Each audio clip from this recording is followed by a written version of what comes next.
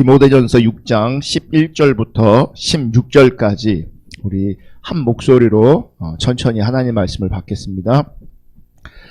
하나님의 사람이여, 그대는 이 악한 것들을 피하십시오. 의와 경건과 믿음과 사랑과 인내와 온유를 쫓으십시오.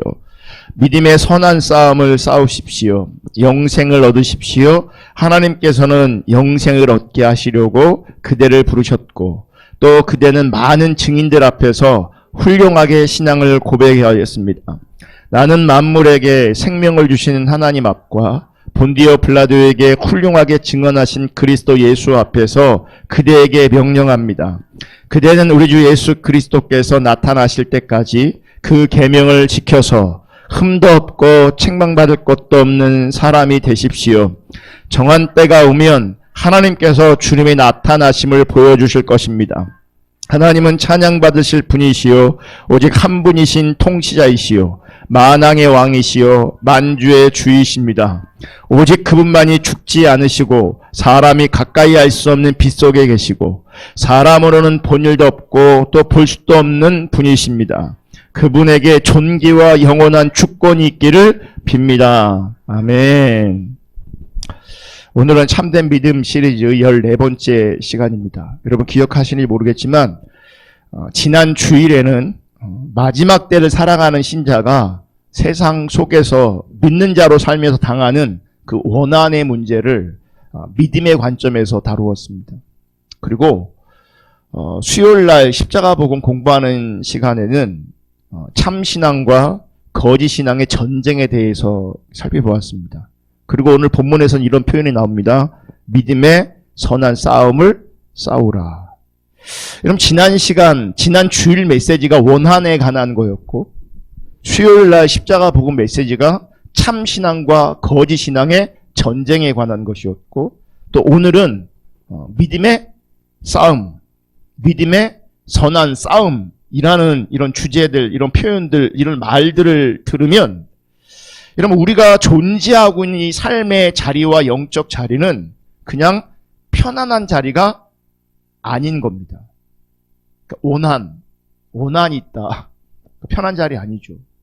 참신앙과 거짓신앙의 전쟁, 편한 자리가 아니죠. 믿음의 선한 싸움, 그 싸움의 자리, 분명히 편한 자리가 아닐 것입니다. 여러분 우리가 살아가는 세상은 구조적으로 평안할 수가 없습니다. 영적으로는 더더욱 그러한 것 같습니다.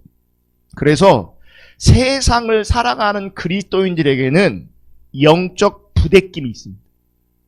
영적 부딪힘이 있습니다. 여러분 여러분의 삶의 자리에서 영적 부딪힘, 영적 부대낌을 느끼고 있으십니까? 오늘 본문에 보면 사도 바울은 디모데에게 이렇게 말씀하고 있어요. 믿음의 선한 싸움을 싸우라. 믿음의 선한 싸움을 싸우라. 그러니까 디모데에게 싸움꾼이 되라고 말하고 있습니다. 그러니까 어떤 면에서 보면 신자는 하나님의 관점에서 싸움꾼으로 부르심 받은 존재입니다. 그래서 선한 싸움을 해라. 믿음의 선한 싸움꾼이 되라 라고 성경은 말씀하고 있는 겁니다. 이 싸움꾼은 물론 주목을 휘두르는 우리가 잘 아는 그런 싸움꾼 말하는 거 아니죠. 또 나 자신을 위해서 다른 사람과 경쟁하는 그런 싸움을 말하는 것도 아닙니다. 여러분 신자의 싸움은 믿음으로 말미암아 믿음으로 인해서 필히 발생할 수밖에 없는 그런 싸움인 겁니다. 그래서 바울은 이것을 무엇이라고 표현하고 있냐면 믿음의 선한 싸움이다. 그냥 싸움이 아니고 믿음의 선한 싸움이다. 하나님의 관점에서 이렇게 말하고 있습니다. 여러분 지금 바울이 말하고 있는 이 싸움은 믿음의 선한 싸움이다. 잘 보세요. 믿음의 선한 싸움이기 때문에 여러분 참된 믿음이 있는 사람이라면 참된 믿음이 실제라면 당연히 뭐가 있어야 되는 거예요? 믿음의 선한 싸움이 있어야 되는 거예요. 개인적인 성품과 상관없이 그러니까 싸움 못하는 사람 있잖아요. 온유한 사람, 그러니까 소극적인 사람, 내성적인 사람, 겉으로 화를 드러내지 못하는 사람, 이런 사람들 있잖아요. 이제 그런 거 상관없이 성품과 성격과 상관없이 믿음 때문에 믿음으로 말미암은 싸움이라는 거예요. 그러니까 우리가 진짜 믿음의 사람이라면 당연히 어떤 싸움을 해야 되는 거예요? 믿음의 선한 싸움을 싸워야 된다는 거죠. 그러니까 믿음의 선한 싸움꾼이 되어야 된다는 거예요. 하나님의 관점에서. 그래서 우리 가운데 이 영적 싸움이 있느냐라고 하는 것을 통해서 참된 믿음에 속해 있는가, 참된 믿음이 아닌가라고 하는 것을 구분할 수 있게 되어지는 겁니다. 그래서 믿음의 선한 싸움은 신자라면 필수적인 겁니다. 그리고 너무나 중요한 요소가 되는 겁니다. 그런데 문제는 믿음에 거한다고 하는 우리가, 신앙생활 한다고 하는 우리 가운데 이 사도 바울이 지금 말하고 있는 이 선한 싸움을 얼마나 의식하며 내가 살아가고 있냐 하는 겁니다. 여러분들은 지금 사도 바울이 말한 믿음의 선한 싸움을 싸우고 계시는지, 내가 그 싸움을 인식하고 있는지, 여러분 자기 스스로를 돌아볼 수 있기를 주님으로 축복합니다. 사실 많은 사람들이 신앙생활 하는 것처럼 보이지만 문제는 이 믿음의 선한 싸움을 못하고 있다는 거죠. 오히려 믿음의 선한 싸움을 많은 사람들이 외면하고 회피하고 있습니다. 세상과 타협하고 있습니다. 그러므로 말미암아 세상 속에서 자기를 관리하는 자로, 즉 자기의 유익과 자기의 이익만을 위해 신앙생활하고 사람과 관계 맺고 이 땅에서 호흡하는 사람들, 자기만을 관리하는 사람들, 자기 중심적인 삶을 살아내는 사람들이 오히려 훨씬 더 많은 것 같아요. 여러분 지금 바울이 말하는 싸움은 복음이 아닌 것에 대한 부딪힘, 복음이 아닌 것에 대한 부대낌을 말하는 겁니다. 그러니 당연히 갈등이 생기고 부대낌이 있고 부딪힘이 있기에 뭐가 있어요? 싸움이 되는 겁니다. 그러므로 이 영적 부딪힘은 복음을 생명으로 여기는 사람들에게는 필히 나타날 수밖에 없는 현상인 겁니다. 그럼 보세요. 세상은 복음과 상관없이 살아가고 있는데, 복음과 상관없이 살아가는 이 세상 속에서 복음으로 산다고 하는 신자가 아무런 부대낌 없이, 아무런 꺼리낌 없이, 아무런 부딪힘 없이 그저 세상과 똑같이, 세상과 동화되어 살아가고 있다면 사실 그게 더 이상한 거 아닙니까? 복음으로 산다고 하면서. 여러분 우리가 믿음의 싸움의 자리에 있다는 것을 분명히 인식할 수 있기를 주님의 이름으로 축복합니다. 근데 보세요. 생각해 볼 것이 있는데, 싸움이 성립되려면 반드시 싸움의 대상이 있어야 됩니다. 그죠? 혼자 싸울 수는 없잖아요. 그러니까 싸움이 성립이 되려면 반드시 적이 있기 마련이에요. 그렇다면 믿음의 싸움에도 뭐가 존재한다는 겁니까? 적이 존재하는 겁니다. 그럼 믿음의 적은 무엇일까? 혹은 누구일까? 흔히들 믿음의 적 하면 뭐가 떠오를까요? 사단이 먼저 떠오르겠죠. 또 뭐가 떠오를까요? 샤머니즘, 그러니까 다른 종교, 이방 종교 뭐 이런 것들이 떠오를 수 있습니다. 하지만 성경에서 말하는 믿음의 적은요, 지금 제가 말한 그런 영역이 아닙니다. 그리고 그러니까 다른 종교가 믿음의 적이라고 어떤 분들이 인식할지 모르겠지만 사실 대놓고요 그분들을 믿음의 적으로 삼으면 안 돼요.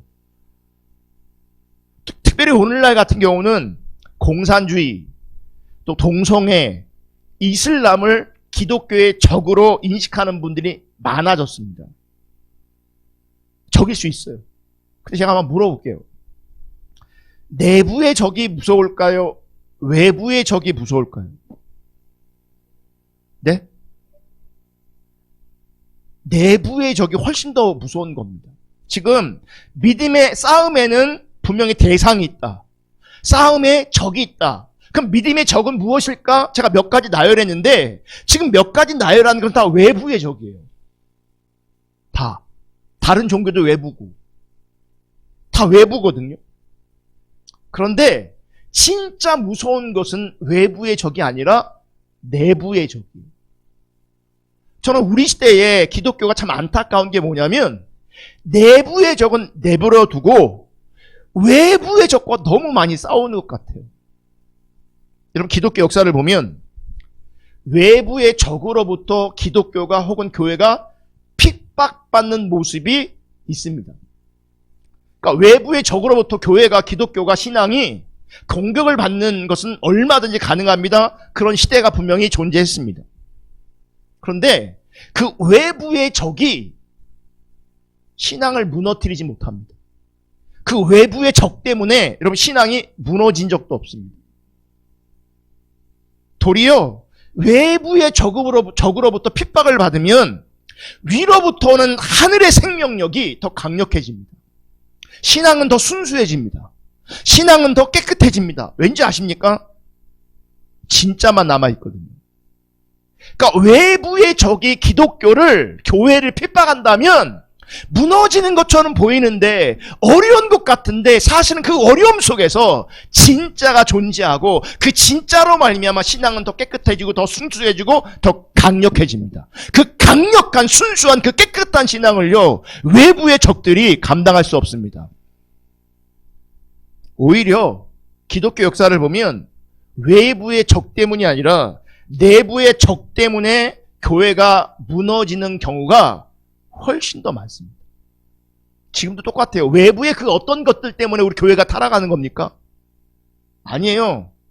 우리 스스로 넘어지고 있고, 우리 스스로 내부의 적 때문에 무너지고 있는 겁니다. 그럼 그 믿음의 적이 뭐냐? 그 내부의 적이 무엇이냐? 여러분, 예나 지금이나 교회 안에는 어떤 부류의 사람들이 존재하냐면, 겉으로는 믿음의 옷을 입고 있으나 실제로는 예수님의 적으로, 예수님의 원수로 활동하는 존재들, 활동하는 무리들이 있습니다.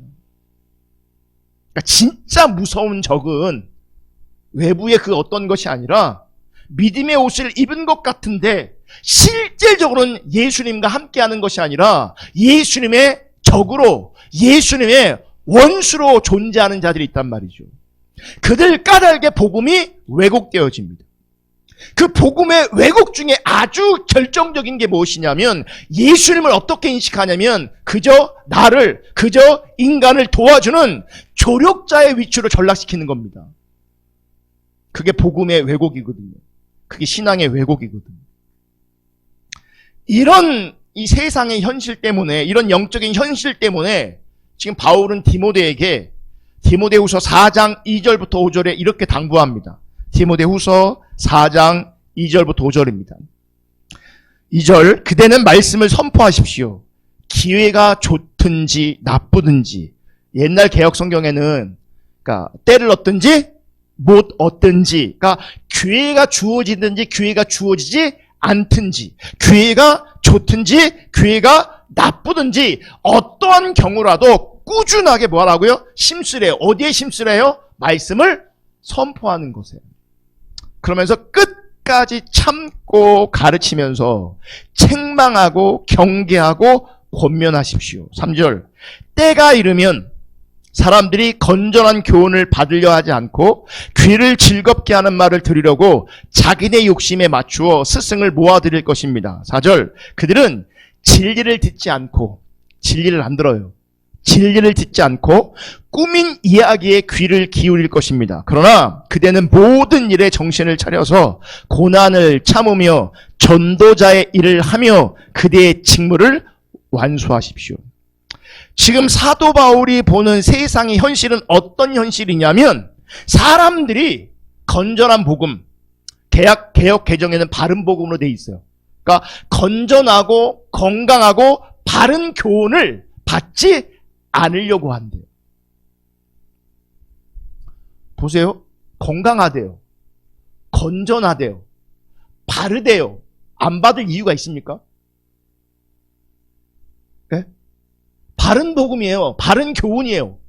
건전한 교훈이에요. 건강한 교훈이에요. 근데 안 받는데요. 이러면 상식적으로 이해가 안 되잖아요. 그거 아세요?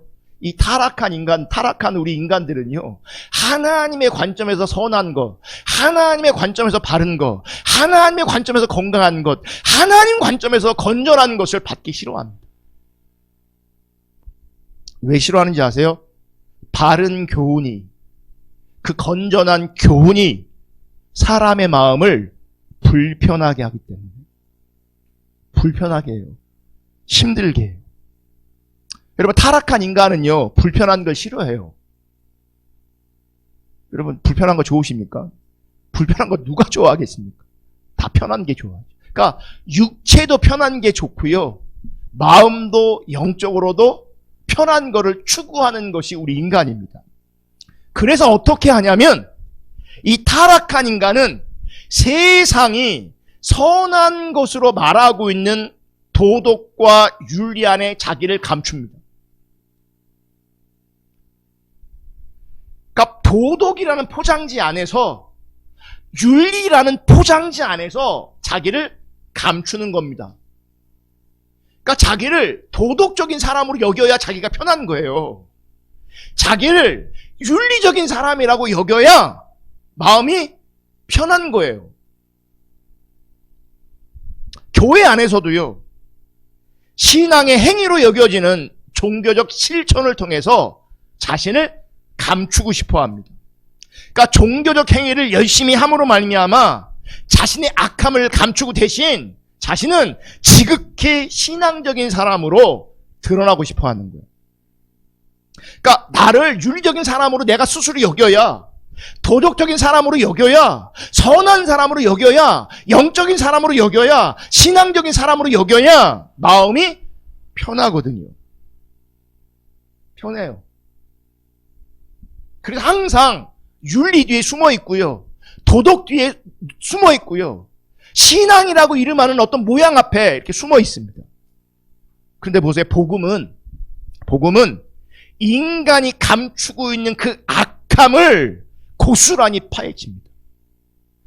내가 윤리적 인간이라고 그래서 스스로 편하게 여겼는데 너 아니야 라고, 넌 악해, 나는 선하다고, 난 도덕적인 인간이라고, 나는 영적인 인간이라고, 나는 신앙생활하는 인간이라고 스스로 여겼었는데 진짜 복음은 너는 악해. 그러니까 내 안에 감추어져 있는 그 악함을 막 들춰냅니다. 고스란히 파헤칩니다. 인간이 붙들고 있는 그 선을 무너뜨립니다. 내 안에 감춰져 있던 그 악을 끄집어냅니다. 그리고 그 악함을 인정하게 합니다. 그 악함을 인정해 우리가 누구한테 나가는지 아십니까? 십자가 앞에 나가는 겁니다. 예수 앞에 나아가는 겁니다. 그러니까 우리가 추구하는 신앙은 우리 주 예수 그리스도와 동행하는 것이고, 우리 주 예수 그리스도와 함께하는 것이고, 우리 주 예수 그리스도와 친밀한 교제를 우리가 추구하는 신앙의 목적인데, 그게 신앙인데, 그 예수 앞에 서려면 기본이 뭔지 아십니까? 우리 악함이 끄집어내줘야 돼요. 우리 악함이 파헤쳐져야 돼요. 그리고 내가 악한 존재인 것을 인정할 수 있어야 돼요. 그래 진짜 종교 앞에 있는 것이 아니라, 어떤 교리 앞에 있는 것이 아니라, 형식 앞에 있는 것이 아니라, 그냥 교회 앞에 있는 것이 아니라 예수 앞에 있게 돼 있어요. 이게 복음의 역할이거든요. 그리고 이게 바른 교훈이거든요. 이게 건강한 교훈이거든요. 이게 건전한 교훈이거든요. 문제는 사람들이 이 교훈을 싫어한다는 겁니다. 대신 어떻게 하는지 아십니까? 사람들이 좋아하는 것은 자기의 귀를 즐겁게 하는 겁니다. 다시 디모데후서 4장 3절 4절 볼게요. 때가 이르면 사람들이 건전한 교훈, 바른 교훈을 받으려 하지 않고 어떻게 한다고요? 이제 귀를 즐겁게 하는 말을 들으려고 한다는 거예요. 소위 말하는, 우리는 그런 표현 안 해요. 내 귀를 즐겁게 하려고 이런 표현 안 해요. 우리가 하는 표현이 뭔지 아십니까? 은혜가 돼. 은혜가 돼. 이런, 그게 정확하게 귀를 즐겁게 하는 것 될 수 있어요. 여러분, 내가 좋은 거는요, 복음이 아닐 가능성이 굉장히 높아요. 지금 나에게, 내가 하나님의 사람이 아닌데, 내가 하나님 중적인 삶을 살고 있지 않은데, 내가 좋아, 내가 즐거워, 내가 만족이 돼. 그건 자기 귀를 즐겁게 하는 게 아니에요. 자기 귀를 즐겁게 하는 거예요. 진리를 따라가는 게 아니에요. 그래서 타락한 시대의 특징이 뭐냐면, 바른 교훈, 건전한 교훈은 거부하고 받으려고 하지 않고 들으려고 하지 않고 귀를 즐겁게 하는 말을 들으려고 합니다. 그러면서 어떻게 하는 줄 아십니까? 자기네 욕심을 맞추어 스승을 모아들여요. 그러니까 내 입맛에 맞는 스승을 세우는 거예요. 내 입맛에 맞는 스승을 찾는 거예요. 내 귀를 즐겁게 하고 나를 만족시키는 사람을 세우는 거죠. 그래서 그 사람의 메시지를 듣는 거예요. 그럼 4절, 그들은 진리를 듣지 않는데요. 진리 안 들어요. 그래서 꾸민 이야기에 귀를 기울인다. 근데 보세요. 진짜 믿음이 아닌 사람들은 분별이 없거든요. 여러분 몇 주 전에 제목이 뭐였습니까? 설교 주제가 분별하는 것이 참된 믿음이다. 여러분 참된 믿음은 분별력이 없어요. 분별이 안 돼요. 자기 스스로를 분별하지 못해요. 시대를 분별할 수 없어요. 그러니 분별되지 않으니 기준이 뭔지 아십니까? 나한테 좋은 거예요. 내 귀에 즐거운 거예요. 자기 욕심을 채우는 거예요. 그러니까 진리랑 상관없는 거죠. 진리를 듣는 게 아니에요. 그러니까 성경을 인용하는 어떤 것들을 들을지 모르겠지만 여러분 진리가 아닐 수 있어요. 꾸민 이야기예요. 제가 지금 사람들이 좋아하는 것, 자기 귀를 즐겁게 하는 말, 이런 표현을 썼는데 성경이 그런 표현을 쓰고 있는데 여러분 이런 것들에 해당되는 것을 우리는 문득 무엇을 먼저 떠올리냐면 저급한 기복신앙을 떠올리세요. 복 받아라. 잘 될 거다. 얼마나 듣기 좋습니까? 그런데 그런 것들을 포함해서 소위 성경을 인용하면서 기복신앙이 아니더라도 윤리를 내세우고 도덕을 앞세우고 정의를 앞세우고 더 나아가 이게 심각한 것인데 성경의 바른 해석을 앞세우고 은혜를 앞세우고 은사를 앞세워서 그 뒤에 숨는 사람들이 있다고. 그 뒤에 숨어서 스스로 안정감을 누리는 사람이 있어요. 여러분 기억하세요. 내가 있을 자리는 도덕의 자리도 아니고 윤리의 자리도 아니고 성경의 바른 해석의 자리도 아니고 은사의 자리도 아니에요. 우리가 있어야 될 자리는 우리 주 예수 그리스도 앞이에요. 아멘. 그러니까 이런 것들이 종합적으로 사람들이 좋아하는 것이 될 수 있어요. 사람들의 귀를 즐겁게 하는 말이 될 수 있어요. 그래서 사람들은 생명에 이르는 진리인가 여기는 관심이 없어요. 그냥 핵심이 어디에 있는 줄 아십니까? 자기를 만족시키는 것. 자기의 귀를 즐겁게 하는 말에 있는 겁니다.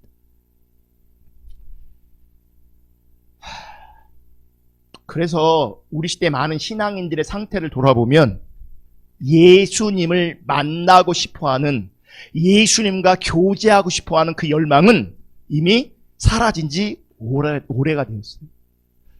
기억하세요. 그러니까 신앙은 포기할 수 없는데 이미 예수가 없어요. 이미 많이 너무 굳어져 있어요. 교회 생활을 너무 잘 알아요. 세상을 너무 잘 알아요. 사람을 너무 잘 알아요. 처세를 너무 잘해요. 제일 중요한 그래서 예수를 만나고 싶은 열망이 사라졌어요. 예수와 함께 하려고 하는 그 열망이 사라졌어요. 대신 다 밍밍한 거죠, 이제. 누가 나를 만족시켜 줄 것인가? 누가 나를 감동시켜 줄 것인가? 누가 나를 기쁘게 해줄 것인가? 누가 나를 즐겁게 해줄 것인가를 고민하고 찾게 되는 거예요. 이러한 현실에서 지금 사도 바울은 디모데에게 참된 말씀을 전파하는 것이 전도자의 일이다. 너의 직무다. 라고 뭐 하는 거예요?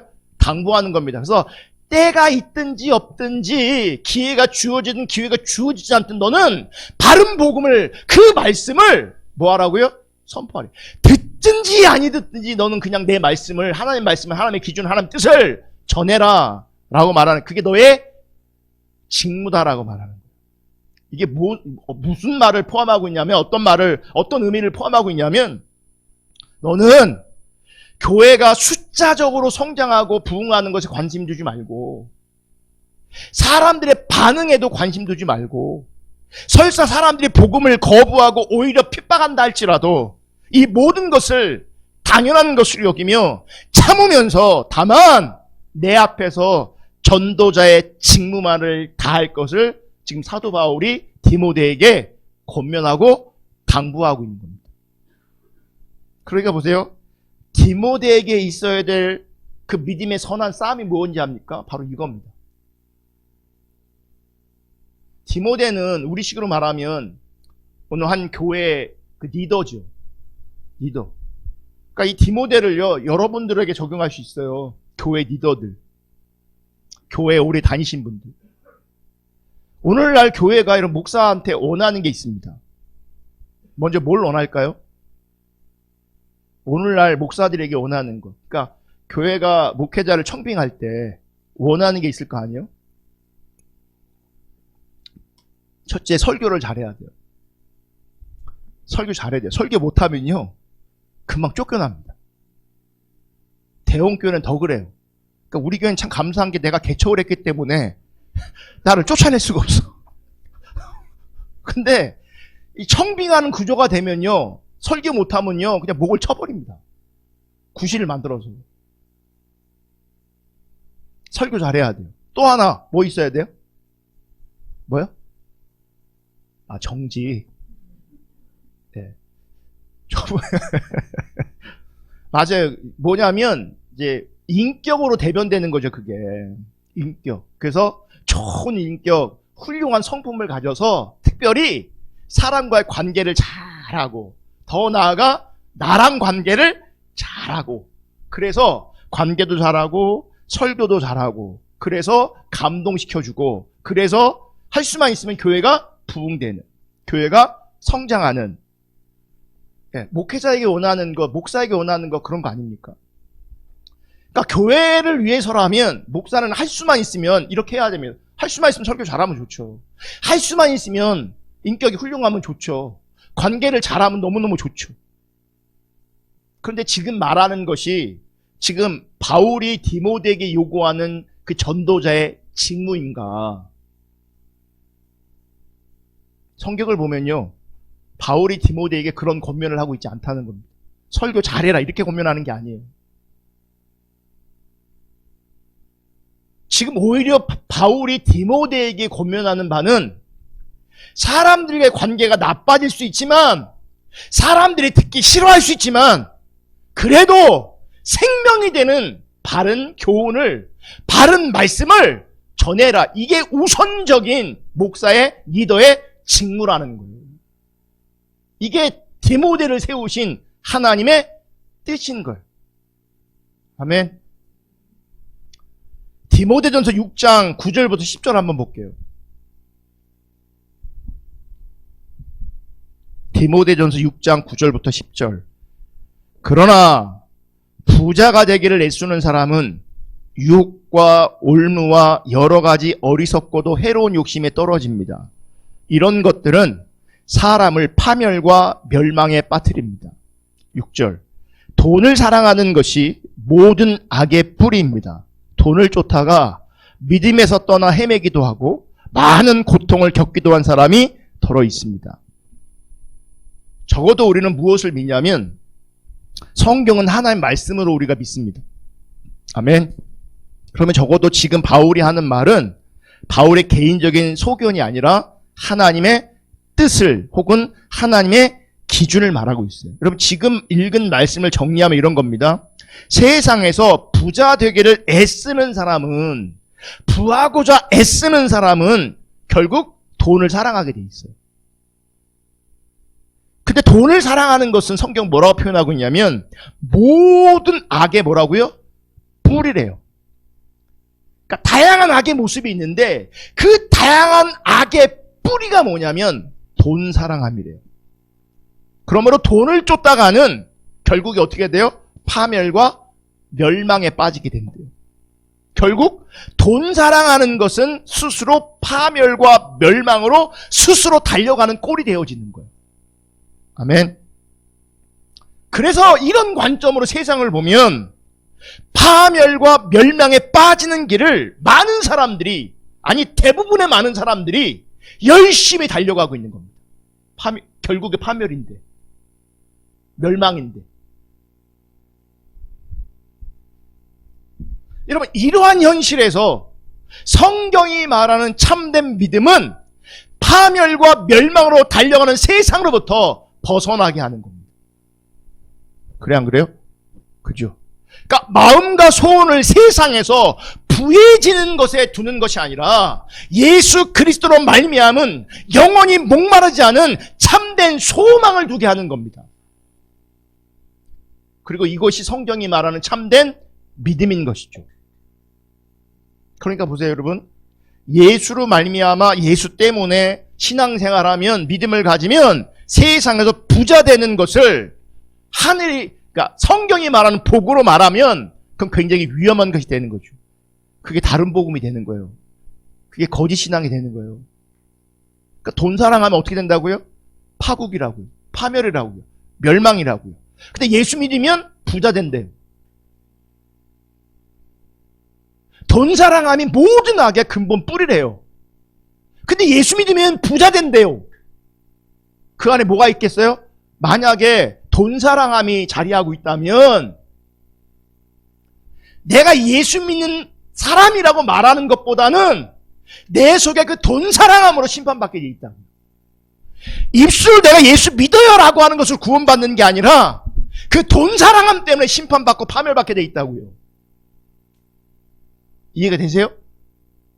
그러니까 진짜 믿음은 무엇이냐면 돈을 가까이 하고 돈을 사랑하게 만드는 것이 아니라 도리어 돈을 사랑하게 만드는, 그래서 파멸과 멸망으로 향해 가는 이 세상 속에서 예수 앞으로 나아가게 하는, 예수 그리스도를 보게 하는, 예수 그리스도와 하나님 나라를 참된 소망으로 여기게 하는, 그게 참된 믿음이라는 거죠. 그래서 성경이 말하는 참된 믿음은 나에게 관심을 두게 하는 것이 아니라 나의 죄를 대신에 피 흘려 죽으신 우리 주 예수 그리스도에게 우리의 모든 관심과 우리의 모든 마음을 두게 하는 겁니다. 그게 성경이 말하는 참된 믿음인 겁니다.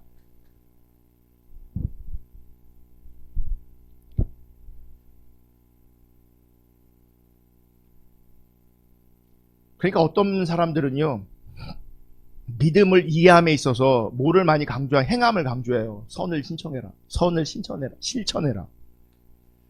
그러니까 믿음을 선을 실천하는 관점으로 접근하는 것도 복음을 왜곡하는 겁니다. 제 말을 오해하지 마세요. 선을 실천하지 말라는 것이 아니에요. 선을 실천하는 것이 우리의 목적이 아니라는 거예요.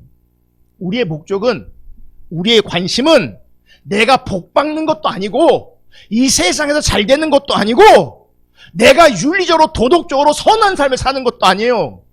우리에게 주어진 목적은, 그래서 우리의 모든 관심은 예수께 있어야 되는 거예요. 예수께 있기 때문에 선도 행할 수 있는 거죠. 근데 그 선 자체가 목적이 아니에요. 근데 오늘날 보면 그러니까 그냥 노골적인 기복주의, 돈 복복복 하는 사람이 있고, 또 고상해 보이는 어떤 사람들은 정의, 공의, 선을 얘기합니다. 정말 중요한 건 예수가 우리 가운데 있어야 된다는 거예요. 우리의 모든 관심은 예수 그리스도, 우리 주 예수 그리스도 그분밖에 없어요. 그러니까 보세요. 예수를 바라보지 못하게 하는 다른 복음이 있다는 걸 분명히 인식하셔야 돼요. 그리고 그 다른 복음에 우리가 분노해야 되는 겁니다. 왜 다른 복음에 우리가 분노해야 되는가? 왜 우리가 거짓 신앙에 분노해야 되는가? 그 거짓 신앙이, 그 다른 복음이 예수님의 십자가의 은혜를 훼손하기 때문에 그래요. 예수님의 복음을 변질시키고 교란시키기 때문에 그래요. 그래서 모양은 진리를 추구하는 것 같지만 실제는 전혀 진리를 추구하고 있는 게 아니에요. 그래서 바울은 이렇게 말합니다. 갈라디아서 1장에 다른 복음을 전하며 저주를 받을 것이라고. 볼게요. 갈라디아서 1장 8절 9절. 그러나 우리들이나 또는 하늘에서 온 천사일지라도 우리가 여러분에게 전한 것과 다른 복음을 여러분에게 전하면 마땅히 뭐 받아야 된다고요? 저주를 받아야 된다고요. 우리가 전에도 말하였지만 이제 다시 말합니다. 여러분이 이미 받은 것과 다른 복음을 여러분에게 전하는 사람이 있다면 그가 누구이든지 뭘 받아야 돼요? 저주를 받아야 마땅하다. 오늘 본문 12절부터 14절을 볼게요. 오늘 본문. 12절. 믿음의 선한 싸움을 싸우십시오. 영생을 얻으십시오. 하나님께서는 영생을 얻게 하시려고 그대를 부르셨고 또 그대는 많은 증인들 앞에서 훌륭하게 신앙을 고백하였습니다. 나는 만물에게 생명을 주시는 하나님 앞과 본디오 빌라도에게 훌륭하게 증언하신 그리스도 예수 앞에서 그대에게 명령합니다. 14절. 그대는 우리 주 예수 그리스도께서 나타나실 때까지, 그분이 다시 오실 때까지 그 계명을 지켜서 흠도 없고 책망받을 것도 없는 사람이 되십시오. 여기 보면 그 계명을 지켜서라고 있어요. 개정 성경은 이 명령을 지키라라고 해서 이 계명을 지키는 것을 끝에 명령을 지키십시오, 명령을 지켜라 강력하게 표현하고 있어요. 여러분, 우리들은요 이렇게 계명을 지키십시오 혹은 명령을 지키라라는 물으면 흔히 말씀을 접근함에 있어서 뭔가 실천하는 것으로 이해합니다. 근데 오늘 말씀 문맥에서 보면 바울 사도가 계명을 지키랴 라고 말할 때 그 계명 지키는 게 뭔지 아십니까? 믿음의 선한 싸움을 싸우는 것이 계명을 지키는 거예요. 믿음의 선한 싸움은 어떤 형편과 고난의 길에서도 진리의 말씀을 향한 뜻을 굽히지 않는 것입니다. 그게 믿음의 선한 싸움이에요. 여러분이 설교자이든지 아니면 설교자는 아니더라도 그럼에도 불구하고 성경이 말한 그 말씀을 붙잡고 있고 그 성경이 말하는 그 말씀을 내가 선포하고 증거하고 전하는 자리에 있는 것, 그게 믿음의 선한 싸움이라는 거예요. 진리의 말씀을 향한 뜻이 굽어지지 않는 것. 근데 보세요. 진리의 말씀을 향해 뜻이 굽어지지 않는다는 것이 우리의 결단과 우리의 의지만으로 가능한 것이 아닙니다. 여러분 보세요. 타락한 인간은요, 애초부터 자기 유익을 구하며 살아가는 존재고요. 자기 유익을 구하며 그렇게 어제도 오늘도 내일도 존재합니다. 자기를 위해 존재합니다. 그게 우리 인간입니다. 근데 보세요. 이러한 인간이 자기 유익이 아니라 하나님의 뜻을 구하고 하나님의 기쁨을 구한다. 자기 뜻이 아니라 하나님의 뜻을 위해 산다. 이건 본래 인간의 그 의지가 꺾여진 걸 말하는 거거든요. 그러니까 새롭게 지음받은 걸 말하는 거죠. 근데 이렇게 새롭게 지음받은 것이 내 의지나 내 결단으로 되는 것이 아니라 하나님의 능력으로, 성령의 능력으로 가능한 것입니다. 아멘. 그 능력 안에 있기 때문에, 그 은혜 안에 있기 때문에 신자는 어떤 어려움도 어떤 고난도 개의치 않고 말씀을 향한 뜻을 굽히지 않게 되어지는 겁니다. 이처럼 전도자의 직무는 전도에서 소위 말하는 우리 시대의 어떤 전도의 개념을 통해서 사람들을 교회에 오게 하는 것이 아니라 오직 참된 말씀을 붙잡으며 오직 참된 말씀을 전하는 겁니다. 그런데 이러한 싸움에서 우리가 실패하고 있다면 그것은 왜 실패하는지 아십니까? 하나님을 기쁘게 하는 것보다는 자기 유익을 구하고 있기 때문입니다. 자기를 기쁘게 하는 복음의, 그러니까 복음 아닌 복음의 마음이 있기 때문입니다. 여러분, 성경적인 믿음은요, 개인적인 문제로 끝나지 않습니다. 그냥 내가 복음을 알았어, 감사해. 그걸로 끝나는 게 아니에요. 사도 바울이 디모데에게 지금 말하고 있는 전도자의 직문, 다시 말하면 믿음의 선한 싸움을 싸우는 것, 다시 말하면 성경이 말하는 참된 믿음을 전하는 것은 우리 모두의 직무에 해당되는 겁니다. 아멘. 그러니까 제가 여러분에게 요구하는 바는, 하나님이 저에게, 우리 모두에게 요구하는 바는 때를 얻든지 못 얻든지 교회가 되든지 교회가 되지 않든지 성경이 말하는 그 참된 교훈을 전할 수 있기를 예수님의 이름으로 축복합니다. 오늘날은 전도가 안 됩니다. 사람들을 이렇게 꾸역꾸역 데리고 오는 전도 더더욱 힘들어졌습니다. 그리고 데려올 수가 없잖아요. 코로나 때문에 요즘에는. 코로나만 아니면 우리가 부흥할 건데 데리고 올 수가 없어서. 그죠? 할렐루야. 어떤 분은 코로나가 너무 감사해, 아무것도 안 해도 마음에 죄책감이 안 들어. 교회 안 가도 죄책감이 안 들고 전도를 안 해도 죄책감이, 코로나 때문에 사람을 만날 수가 없잖아요 막 이러면서, 사람 만나면 안 되잖아 막 이러면서 마음이 얼마나 편한지 몰라요. 근데 그런 전도 말고요. 열매가 있으나 열매가 없으나 중요한 것은요. 성경이 말하는 십자가 복음을 그저 전하는 겁니다. 그들의 왜곡된 신앙을 지적하는 겁니다. 그러니까 지적한다고 너는 틀렸어, 넌 왜곡됐어, 넌 거짓이야 이런 게 아니라 성경이 말하는 진짜 신앙이 무엇인지를 자꾸 뭐 해야 돼요? 우리가 전해야 돼요. 그게 믿음의 선한 싸움이에요. 그 싸움하라고 우리가 존재하는 겁니다. 여러분 만나는 사람들마다 할 수만 있으면 자꾸 전해야 돼요. 만두만 팔지 말고 십자가 복음을 전해야 돼요.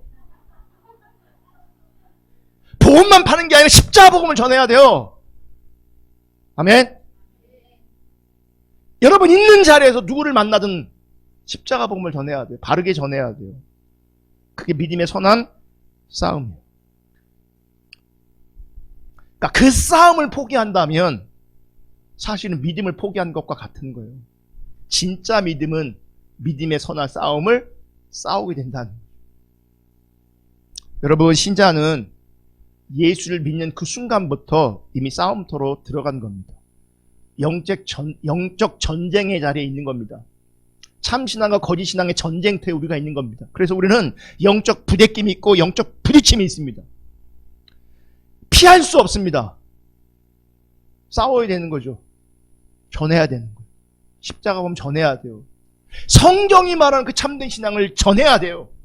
아멘.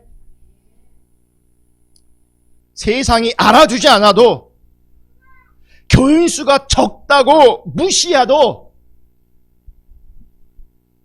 다만 복음이 생명이기에 그 믿음 하나로 성경이 말하는 참된 복음을 그저 전하고 그저 듣고 나가서 또 그 참된 복음을 전하는 믿음의 선한 싸움을 살아낼 수 있는 그런 은혜가 우리 모두 가운데 있기를 예수님의 이름으로 축복합니다. 그럼 믿음의 선한 싸움을 싸우지 못하게 하는 것 중에 하나가 뭔지 아십니까? 돈 사랑하는 겁니다. 여러분 세상은요 돈이 전부입니다. 목회자가 목회함에 있어서도요 왜 부흥을 원하는가? 배우에 뭐가 깔려 있을 줄 아닙니까? 돈이 깔려 있을 수 있어요. 그 성공이 나를 이렇게 보장해 줄 수 있습니다. 세상이 전부인 돈이 전부인 세상에서 신자는 돈이 아니라 예수님의 피의 은혜, 예수님의 십자가의 은혜가 전부임을 증거로 여러분이 존재해야 되는 겁니다. 돈이 전부가 아니야. 예수가 전부야. 예수가 우리의 왕이야. 그걸 전하는 것이, 그 예수 앞에 예수와 함께 살아가는 것이 믿음의 선한 싸움인 것을 믿으시기를 예수님의 이름으로 축복합니다. 어제 요거만 제가 잠깐 읽어드리고 마칠게요. 집에서 이렇게 전자책을 읽어요. 그 한밭도서관이나 팁을 드리는 거예요. 한밭도서관이나 이런 데 가면 전자책 무료로 읽을 수 있는 게 있어요. 많아요. 그러니까 제 딸 아이디를 가지고 대학교 도서관 가면 또 다른 책들이 또 있어요. 그래서 이제 보거든요. 어제는 손봉호 장로님에 대한 책을 제가 읽었어요. 읽다 잤는데 제목이 뭐냐면 주변으로 밀려난 기독교예요. 잠깐 읽어드리고 마칠게요. 한국 교회와 교인들의 상당수는 실제로는 돈을 섬기면서도 스스로는 하나님을 섬기는 줄 착각하고 있다. 한국 교회가 섬기는 우상은 의심할 여지 없이 돈이다. 보세요, 여러분. 세상의 전부는 돈입니다. 그건 맞는 말이에요. 세상의 전부는 돈입니다. 그건 맞는 말이거든요. 근데 교회가 지금 돈이라는 우상을 섬깁니다 라고 하는 것은 맞는 말이 아니죠. 그건 타락인 겁니다. 근데 그분이 볼 때 한국 교회는 돈을 섬기고 있어요. 모양은 하나님 섬기고 있지만 사실은 돈을 섬기고 있어요. 돈이 아니더라도 많은 사람들은 자기를 섬기고 있어요. 똑같이 우상이에요. 한국 교회와 그리스도인이 성경적 신앙의 순수성을 회복하려면 돈의 위험을 직시하고 돈을 본래 위치로 돌려보내야 한다. 돈에 대한 태도가 바로 신앙의 순수성을 시험해보는 시금석이다. 돈을 상대화하려면 종교개혁 당시의 성도들처럼 세계내적 금욕을 실천해야 한다. 열심히 일해서 이익을 많이 내되 철저히 절제하고 검소하게 살면서 기본 수요만 충족하고 나머지는 모두 가난한 사람과 가난한 나라에 주어 버릴 수 있어야 한다. 재물은 우리의 편의와 쾌락을 위해 주신 것이 아니라 그것으로 종들을 맡아 때를 따라 양식을 나눠 주라고 주신 것이다. 누가복음 12장 42절. 재물은 우리의 것이 아니고 다만 우리에게 맡겨진 것이므로 우리 자신의 사치와 쾌락에 쓰는 것은 하나님의 것을 도둑질하는 범죄일 수밖에 없다. 이러니 자꾸 기독교가 주변에 밀려나는 겁니다. 이런 세상에, 이런 교회 현실, 이런 영적인 현실 속에서 믿음의 선한 싸움을 싸워내시기를 주님의 이름으로 축복합니다. 말씀을 붙잡고 그 말씀만 따라가고 때가 되든 때가 되지 않든 그 말씀만을 전할 수 있는 그런 은혜가 있기를 주님의 이름으로 축복합니다. 그래서 할 수만 있으면 전하려면 내가 먼저 알아야 되지 않겠습니까? 알지도 못하는데 어떻게 전할 수 있겠습니까? 배우는 일에 서서 나를 드러내려고 배우는 것이 아니라 인정받으려고 배우는 것이 아니라 내가 있는 그 삶의 자리에서 복음을 복음으로 전할 수 있는 자로 서려고, 말씀을 말씀대로 전할 수 있는 자로 서려고, 믿음의 선한 싸움의 승리자로 서려고 그런 말씀 안에 굳건히 설 수 있기를 예수님의 이름으로 축복합니다. 우리 교회 소망이 있기는 이것만 잘하면 하나님 은혜 주실 줄 믿습니다. 우리 모두가 말씀만을 붙잡고 그 말씀을 증거하는 믿음의 선한 싸움을 경주한다면 이 어려운 시대에 하나님께서 우리 가운데 은혜로 함께 하실 것을 기대하고 소망합니다. 그 은혜의 맛봄이, 그 승리가 우리 모두 가운데 실제이기를 주님의 이름으로 축복합니다. 아멘. 우리 찬양 하나 하고 잠깐 기도하겠습니다.